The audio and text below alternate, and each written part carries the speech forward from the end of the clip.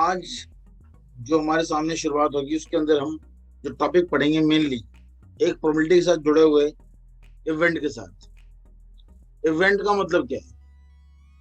Event का मतलब होता है आपके पास कि कोई भी, जब हम एक रैंडम एक्सपेरिमेंट करते हैं, कोई भी जब हम एक रैंडम एक्सपेरिमेंट करते हैं तो उस रैंडम एक्सपेरिमेंट में जो आउटकम्स होते हैं they are termed as event. अब डिपेंडिंग ऑन द रिक्वायरमेंट हम उसका अलग अलग नाम से क्लासिफाई करते हैं उस इवेंट को।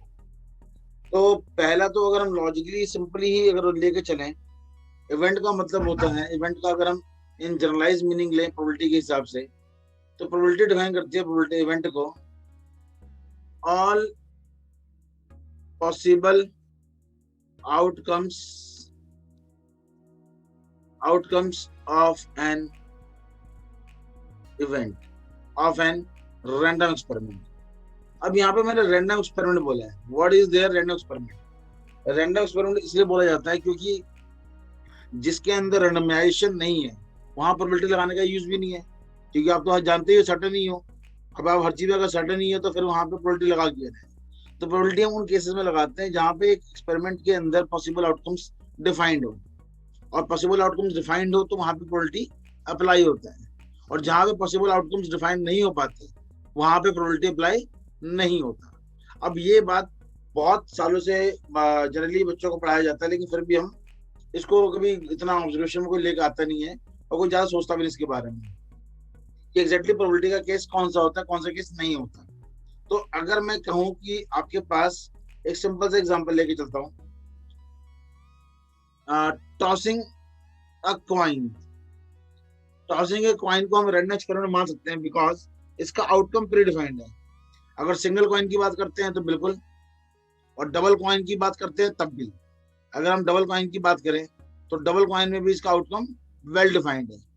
यानी कि जिसका आउटकम वेल डिफाइंड हो तो उस एक्सपेरिमेंट्स को हम बोल सकते हैं दैट इज कॉल्ड और रैंडम एक्सपेरिमेंट। सेम अगर देखा जाए डाइस के केस में, तो डाइस के केस में भी अगर हम देखें तो डाइस के केस में हमारे सामने ऑप्शन आता है कि अगर हम किसी डाइस को रोल करते हैं, यानी सिंगल डाइस को रोल करें, तो अगर हम करते हैं रोलिंग ऑफ डाइस, तो रोलिंग ऑफ डाइस में भी देखा जाए तो हमारे सामने बहुत ही सिंपल सा आउटकम है। सिंगल डाइस में सबसे आसान है 1 2 3 4 5 6, और पेयर डाइस में हम सभी जानते हैं 1 1 1 2 1 3 dot dot dot 1 6 and then dot dot dot, और हमारे सामने आएगा 6 1 डॉट डॉट डॉट डॉट, और हमारे सामने आएगा दैट इज ऑप्शन 6 6। तो यानी कितना सिंपल तरीके से हम समझ गए कि जिन एक्सपेरिमेंट के अंदर हमारे आउटकम वेल डिफाइंड हो जाते हैं उनको हम बोलते हैं that is called random experiment. और जिस केस में ये नहीं हो पाता उसको हम रैंडम एक्सपेरिमेंट नहीं मानते।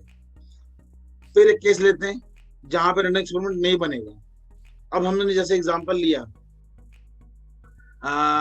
एग्जांपल ले लेता हूं के पास starting a car. Starting car की अगर बात करें तो कार को स्टार्ट करने में हमारे पास जो इसके पॉसिबल इवेंट्स हैं वो हम नहीं कर सकते डिफाइन, बिकॉज कार स्टार्ट होना ना होना मल्टीपल फैक्टर पर डिपेंड करता है। एज आउटकम यहाँ पे देखा जाए तो as outcome depend upon multiple factor. तो मल्टीपल फैक्टर होने की वजह से so it is not a random experiment. ये एक रैंडम एक्सपेरिमेंट नहीं होता। अब एग्जाम के अंदर भी अगर देखा जाए तो पेपर अगर एमसीक्यू बेस्ड है, तो अगर हम एमसीक्यू बेस्ड पेपर लेते हैं तो उसको मान सकते हैं फिर भी रैंडम एक्सपेरिमेंट, बिकॉज वहां पे आपके पास हर आंसर का 2 ऑप्शंस होते हैं या 4 ऑप्शंस होते हैं, उसके अलावा कोई ऑप्शन नहीं होता।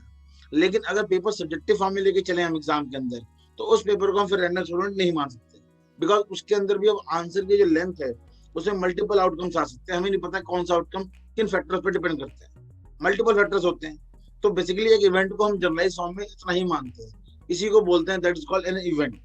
Event that is associated with an experiment, any random experiment. अब ऑल पॉसिबल आउटकम्स जो हमने बोला, ऑल पॉसिबल आउटकम्स। तो ऑल पॉसिबल आउटकम्स को बार बार ये बोलना है कि ऑल पॉसिबल आउटकम्स, उसको हमने क्या किया है, उसको प्रोबेबिलिटी में हमने एक नए नाम से रिप्रेजेंट किया गया है, and that is called sample space. तो हमारा जो पहला जो अंडरस्टैंडिंग पहला जो हमने पढ़ा है, उसके अंदर बेसिकली हमारा पहला कॉन्सेप्ट यही था कि हमें सैंपल स्पेस बिल्ड करना है। तो all possible outcomes is in simple word known as sample space, और इसी सैंपल स्पेस को हम बोलते हैं पॉसिबल आउटकम्स या फिर सैंपल स्पेस। मतलब दोनों एक जगह पे चेंज होने वाले वर्ड है। तो सैंपल स्पेस और ऑल पॉसिबल आउटकम्स दोनों के दोनों सेम टर्म्स है। लेकिन जो नए टर्म्स हमारे सामने आ रहे हैं वो क्या है, अब हमारे सामने जो है कुछ इवेंट्स ऐसे हैं जिनको हमने क्लासिफाई किया है स्पेशली एक अलग एग्जांपल से। सबसे पहला एग्जांपल है that is called sure event. अब श्योर इवेंट की बात करेंगे तो श्योर इवेंट बेसिकली किसी भी सैंपल स्पेस में ऐसा इवेंट होता है जिसकी अकरेंस सर्टेन है। तो अगर किसी इवेंट की अकरेंस सर्टेन हो उसको हम बोलते हैं that is called sure event. तो श्योर इवेंट का मतलब ही यही है आपके पास एनी फेवरेबल इवेंट, यहाँ पे वर्ड यूज होगा favourable, any favourable event that going to occur, that going to occur, और उसका होना मतलब जिसे कहते हैं प्रीडिफाइंड होता है, ठीक है ना। तो any favourable event that going to occur, और अगर हम जनरल फॉर्म में समझें, अगर हम जनरल फॉर्म में देखें तो हमारे सामने आएगा, अगर हम जनरल फॉर्म में लिख दें तो श्योर इवेंट के अंदर हमारे सामने जनरल फॉर्म में जो आएगा वो ये आएगा, any favourable outcome that going to occur. अब दैट गोइंग टू अकर और अकर विथ 100% श्योरिटी। सबसे बड़ा वर्ड यही पे है कि ये सबसे पहले इसको होना ही होना है, इसका होने से कोई रोक नहीं सकता, ठीक है ना। तो इसी को हम बोलेंगे दैट इज कॉल्ड, हाँ इसी को हम बोलेंगे that is called sure event. इसीलिए इसका नाम पड़ा है sure event, that's why it is known as sure event, यानी डेफिनेटली गोइंग टू अकर। पर अब इसको एक एनालिसिस फॉर्म में लेके चला जाए तो इसकी एनालिसिस फॉर्म में हम ये लिख सकते हैं कि it includes all sample space. ये पहली बार सारे सैंपल स्पेस को ऑलरेडी इंक्लूड कर लेते हैं। तो जब किसी इवेंट में आप अपने किसी फेवरेबल इवेंट के अंदर अगर आप सारे का सारा सैंपल स्पेस को ले लोगे, इंक्लूड कर लोगे, तो इसका मतलब क्या है कि वो बनेगा श्योर इवेंट, है ना। तो एग्जांपल में अगर हम देख के चलें तो अगर हम हेड, हम कहते हैं आपके पास कि in toss of coin, in toss of single coin getting head और टेल, ये एक तरह से देखा जाए तो श्योर इवेंट है, बिकॉज इसका सैंपल स्पेस ही क्या था उनके पास, हेड या टेल। तो यानी कि ये इवेंट जो बनेगा उनके पास that is going to be sure event. Same ऐसी केस में अगर आप डाइस का थ्रो करते हो तो in throw of dice, in throw of single dice, हम लेते हैं यहाँ पे सिंगल डाइस की अगर बात करें तो getting number from 1 to 6, again this event is going to be sure event, because इसकी अकरेंस ऑलमोस्ट सर्टेन है, इसमें कुछ भी चेंज नहीं हो सकता, and that why it is known as sure event. अब श्योर इवेंट की अगर बात हम समझ चुके हैं तो श्योर इवेंट को हम अगर प्रोबेबिलिटी के टर्म में लिखें तो when a probability of an event is equal to 1, it's called sure event. When probability of an event is equal to 1, it is known as sure event. अब ये अगर हमने बात कर दी तो this is called sure event, और sure event की थ्योरी हमने आपको बता दी है। अब इसी के बेस पे आता है एक अगला इवेंट। अगला इवेंट जो है उसको बोलते हैं इम्पॉसिबल इवेंट। इम्पॉसिबल इवेंट की अगर बात करते हैं तो इम्पॉसिबल इवेंट क्या होगा उनके पास। तो इम्पॉसिबल इवेंट के केस में अगर हम चलें तो हमारे सामने इम्पॉसिबल इवेंट के केस में आता है, अगर मैं इसी इवेंट को मॉडिफाई कर दूं,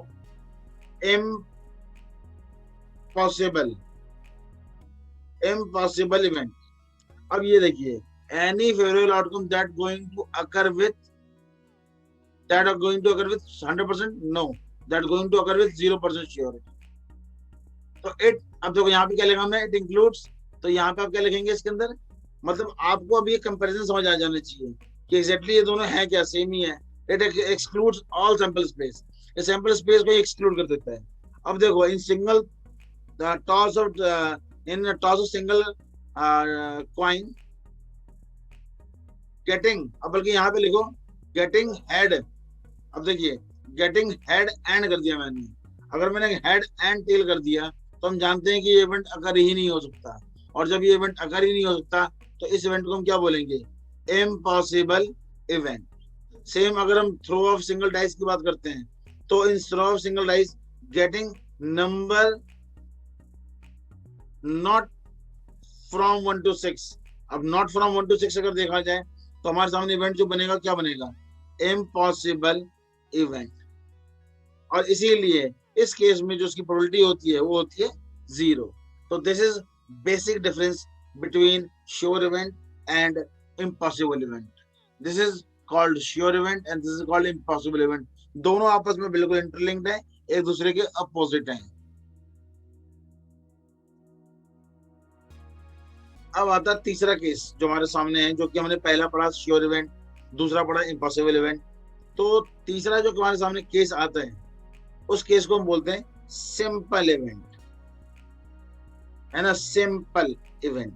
और सिंपल सबको पता है कितना इजी है क्वेश्चन. सिंपल होना बहुत ही इजी है.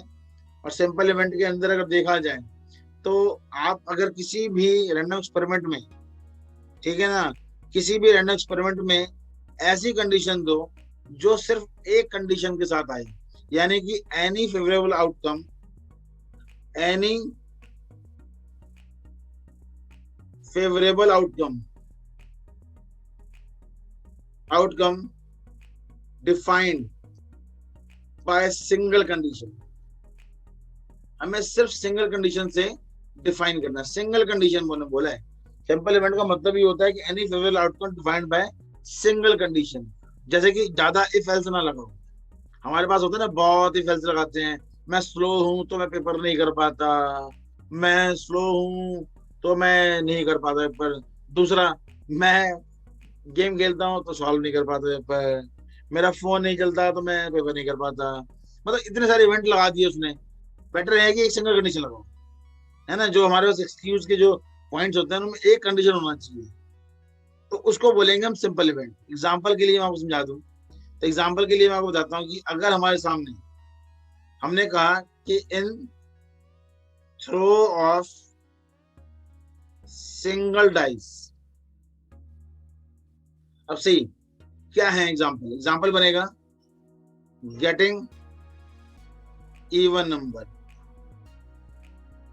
या फिर हम बोल सकते हैं गेटिंग ऑड नंबर, या फिर हम एग्जांपल में ले सकते हैं गेटिंग प्राइम नंबर, है ना. ये सारे जो केसेस देख रहे हो कितने सिंगल कंडीशन है, कितने सिंपल कंडीशन है.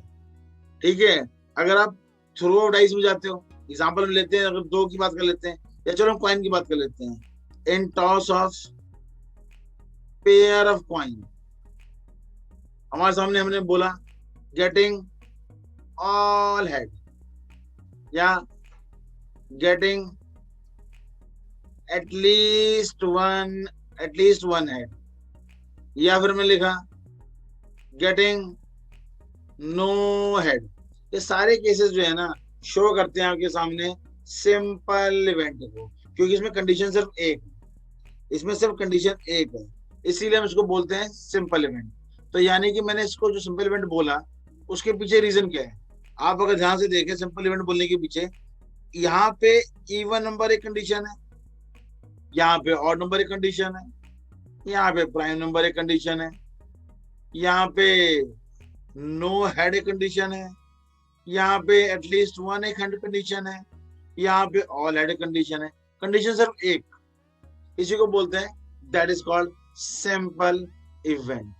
This is called simple event, यानी कि इवेंट जिसके अंदर फेवरेबल आउटकम में सिंगल कंडीशन हो, नो मोर कंडीशन अप्लाइज। जैसे हमारे पास होता है ना पढ़ने के मल्टीपल कंडीशंस होते हैं, पढ़ने का सिर्फ एक ही कंडीशन होता है, बिकॉज पढ़ना है। कितना सिंपल है ना, रियलिस्टिक एग्जांपल भी है ये कि हम जब ना पढ़े तो उसके मल्टीपल कारण होते हैं। हम क्यों नहीं पढ़ते? क्योंकि हमें गुस्सा आ रहा है। हम क्यों नहीं पढ़ते? क्योंकि घर वालों ने डांट दिया। हम क्यों नहीं पढ़ते? क्योंकि मेरा दोस्त नहीं पढ़ता। हम क्यों नहीं पढ़ते? क्योंकि हम गेम खेलनी है। हम क्यों नहीं पढ़ते? क्योंकि हमें यूट्यूब देखना है। मतलब इतनी सारी कंडीशन होती है ना पढ़ने की, और पढ़ने की सिर्फ एक ही कंडीशन होती है कि हमें पढ़ना है और नंबर लाना है, बस एक ही कंडीशन है, दो कंडीशन भी नहीं है इसके अंदर। तो जनरली हमें जो है ना इस तरीके से सिंपल इवेंट के साथ रहना चाहिए हमेशा। अब आता है अगला जो इसका अपोजिट है, इसीलिए मैं इसको जो है ना बिल्कुल मॉडिफाई करूंगा ताकि आपको बिल्कुल समझ आएगी कि जो सिमेट्री सिंपल एग्जैक्टली। इवेंट के एक दो एग्जांपल और दे दो। भाई मैंने बताओ कितना अच्छा एग्जांपल दिया आपको, आपके खुद का बता दिया मैंने कि ना पढ़ने का जो कारण है वो सिंपल इवेंट है। जब तुम नहीं पढ़ते तो उसके पीछे रीजन क्या है? सिंपल, एक सीधी सी कंडीशन होती है। अब मैं आपको समझाऊं पहले कंपाउंड इवेंट। तो देखो अब मैं यहाँ लिखता हूँ आपके सामने कंपाउंड इवेंट। कंपाउंड इवेंट का मतलब क्या है? Any favourable outcome that defined by more than, देख लो, मोर देन वन कंडीशन। अब देखो इन थ्रो ऑफ सिंगल डाइस, अब थ्रो ऑफ सिंगल डाइस में देखा जाए तो मैं अगर बोलता हूँ getting even prime number, getting odd. अब देखो यहाँ पे क्या है, हमारे सामने ऑप्शन जो था उसमें मैंने लिखा गेटिंग, पहले था ऑड, अब मैं यहाँ बोलता हूँ odd and odd factor of 3, factor of 6। अब देख रहे हो कंडीशंस को, मैंने उसी कंडीशनों को मॉडिफाई करते जा रहा हूँ और आपके सामने एक इवेंट को बिल्ड कर दिया। यानी कि यहाँ पे दो कंडीशन मैंने एक साथ प्रोड्यूस कर दी है। सेम अगर इस केस में देखा जाए, toss of pair of coin, getting all head, इसमें नहीं आएगा, इसमें आएगा गेटिंग हेड, इसमें आएगा getting head on first toss, on first and tail on second. तो ऐसे इवेंट को हम बोलेंगे that is called compound event, जिसमें मल्टीपल कंडीशंस आती है, मल्टीपल कंडीशंस। तो यहाँ पे कंपाउंड क्या बना? कंपाउंड में अगर हम देखें तो कंपाउंड में हमारे सामने जो ये वर्ड है, पहली बात मोर देन वन कंडीशन, यहाँ पे देखा जाए तो इवन और प्राइम दो कंडीशन आ गई, यहाँ पे ऑड एंड फैक्टर ऑफ 6 दो कंडीशन हो गई, यहाँ पे head on first and tail on second दो कंडीशन हो गई। तो जहां पे एक कंडीशन आएगा, जहां पे दो कंडीशन आएगा, इस हिसाब से हम इसको डिफाइन करते हैं। अब इसकी कंडीशन एक, इसकी भी एक, ये भी एक कंडीशन है, ये भी एक कंडीशन है। जबकि यहाँ पे देखो दो कंडीशन, यहाँ पे देखो दो कंडीशन, यहाँ पे देखो दो कंडीशन, यहाँ पे देखो दो कंडीशन। तो और दो से ज्यादा भी हो सकता है, मतलब एक से ज्यादा कुछ भी हो सकता है। तो इसके एग्जाम्पल मैं और देता हूँ आपको, लेकिन पहली चीज याद रखना है कि सिंपल और कंपाउंड इवेंट में सबसे बड़ा डिफरेंस ये है कि सिंपल इवेंट के अंदर सिर्फ और सिर्फ एक केस होता है कंडीशन के लिए, और कंपाउंड में मोर देन एक केस होता है। इसी को बोलते हैं simple and compound event. Thanks for watching, like and comment. Hit the bell icon for notification.